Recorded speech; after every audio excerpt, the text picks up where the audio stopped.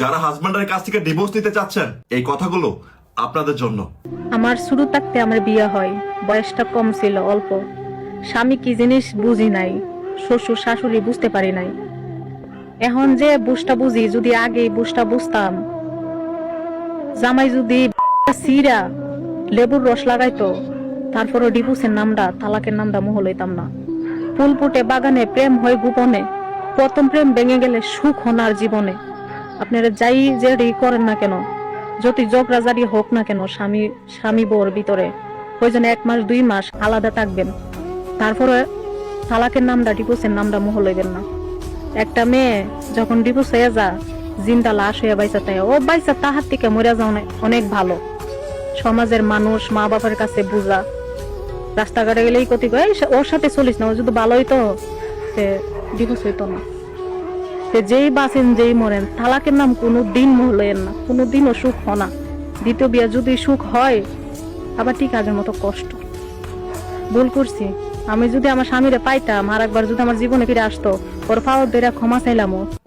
জান, আর একটা বার আমার জীবনে ফিরে আসো না প্লিজ, আর একটা সুযোগ দাও আমাকে।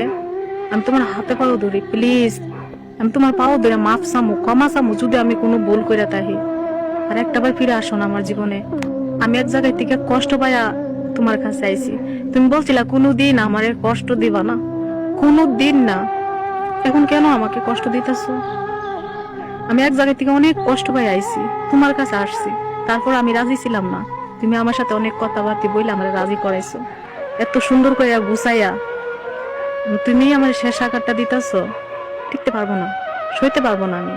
তুমি আসো আমার জীবন, আর একটা বার ফিরে আসো। আমি তোমার অনুমতি দিব, তুমি বিয়ে করো, তারপরে তোমার রুমের এক কোনায় আমার ফালাই রেখো, সমস্যা নাই। ভালোবাসা দিতে হইব না, আমি তো প্রত্যেকদিন তোমার মুখটা দেখতে পারবো, এটাই আমার ভালোবাসা, এটাই আমার শান্তি। আমার আর কোনো শান্তির দরকার নাই। তারপরে তুমি আমার সাইরা যাও না। তুমি যদি বিয়ে করতে চাও, আমি নিজে গিয়ে তোমাকে বিয়ে করাইবো, সমস্যা নাই। তারপরে তুমি আমার সাইরা যাও না, আমি টিকতে পারবো না। আমি তোমার জায়গা, আমার কোনো কিছু ভালো লাগে না। ডিভোর্স হচ্ছে একটা অভিশাপ, যা ক্যান্সারের মতো, না আপনাকে বাঁচতে দেবে, না আপনাকে নতুন জীবন শুরু করতে দেবে। একজন ডিভোর্সি মেয়ে সে ভালো করে জানে তার পরিবারের কাছ থেকে সে কি পরিমাণ অবহেলা পায়, তার আত্মীয় স্বজন তাকে কিভাবে দূর করে, সমাজে মানুষ তাকে কিভাবে খারাপ ভাবে। দেখেন, আপনার হাজবেন্ড যেমনই হোক না কেন, আপনি চেষ্টা করবেন আপনার সংসারটা টিকিয়ে রাখার জন্য। যদি আপনি মানিয়ে নিতে নিতে শেষ পর্যন্ত আপনি হার মেনে যান, আর না পারেন, তাহলে আপনি আপনার পরিবারের সাপোর্ট নিয়ে আপনি ডিভোর্সটা নেবেন। কারণ দিন শেষে আপনার নতুন জীবন শুরু করার জন্য আপনার পরিবার আপনাকে সাপোর্ট দিতে হবে। যদি সেই মানুষগুলো আপনার সাথে না থাকে, তাহলে দিন শেষে আপনার এই ডিভোর্সটা আপনার অভিশাপ হয়ে দাঁড়াবে। ডিভোর্স একটা সামাজিক রোগ, ক্যান্সারের মতো।